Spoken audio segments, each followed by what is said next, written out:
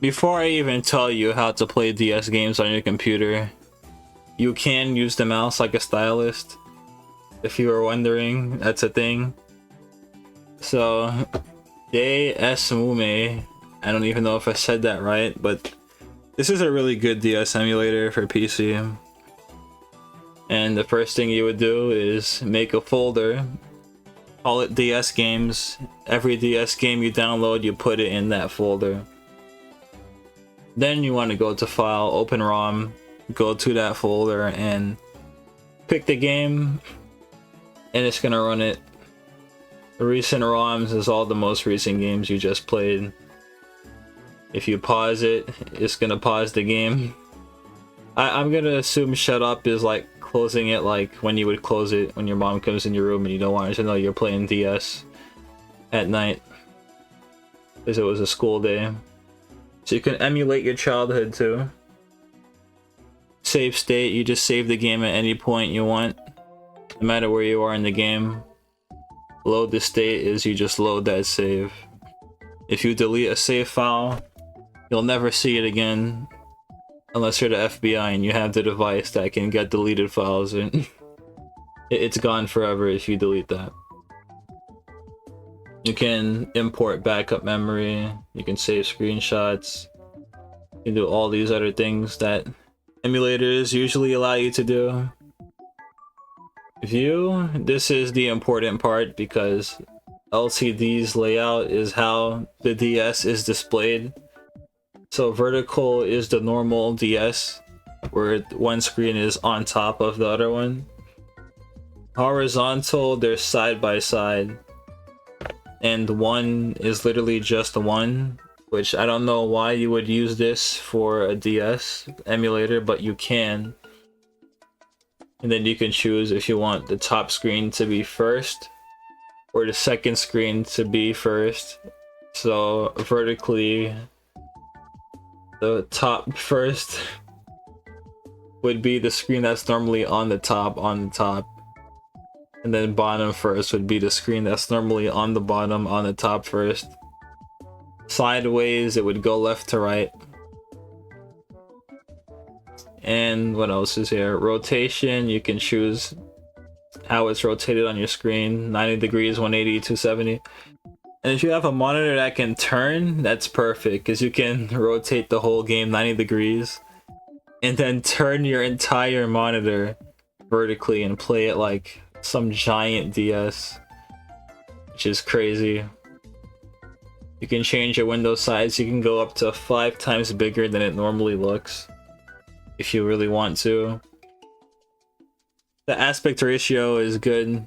It's the important part. Just check maintain aspect ratio, because then you can stretch out the DS as big as you want, make it gigantic, and nothing is going to get stretched out. You can choose if you want the toolbar to be shown or not. I just have it there all the time, no matter what. You can skip frames if you want to. There's more emulation settings here you can mess around with. I don't touch this, but you can leave enable game hacks on if you want to hack your game. It's on by default. And there is, let's see what else is here. Full screen options. You can force it to go full screen at any time. I have showing the menu on, so I can always access the settings whenever I want to. If I go in 3D settings, 3D for a DS. I didn't know that was here. I don't know, you don't need to do anything here. I didn't know that was there the whole time, and I've had this for years. Sound settings. This slider here is how you change the volume. You can just slide it to wherever you want. And you can change other sound settings however you need to for your setup. And then you can even configure the microphone that comes with the DS. So if you're playing like Mario Party, you can scream at your computer and it's gonna work. You just connect to the physical microphone if you want to. Not suitable for tasks, that's funny. I wonder why you can't. I wonder why that screws with the task. I'm not even sure. I have not made a task. Which is a tool assisted speedrun if you don't know. Look that up if you've never seen one before, it's insane. Okay, slot 1. The hell is slot 1? I don't know, you don't need to know what that is, because you just click on your game and it's gonna run. Okay, slot 1 is the DS slot, slot 2 is the Game Boy Advance slot, like on a DS, so you can choose what happens with your DS slot if you want to. Auto detect your save type. I don't even I don't know. You can choose your ROM loading, controller configuration, that's where you configure your controls. So you click up on your controller that's connected to your PC. That's what up is forever until you change it. And it's the exact same thing for every button here. And you can allow left and right, up and down to be pressed at the same time. So if you want to get some unfair advantage in a DS game, I don't even know which game that would apply to, but that's there. Filling the stylus on the top screen and on the off screen. You can if you want.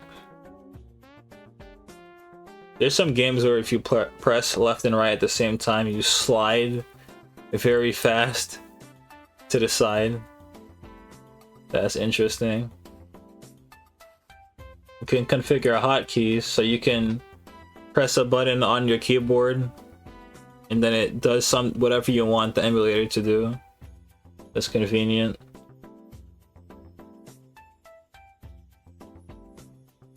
And then background pause. If you click off the emulator, the game is going to freeze. That's you click on it again. And if you disable it, you can play games in the background. You can choose how the game is displayed here. And there's all these tools that come with emulators, and that's where you would go to see your cheats as well. And that's it. That's how you play DS games on your emulator. Thanks for watching.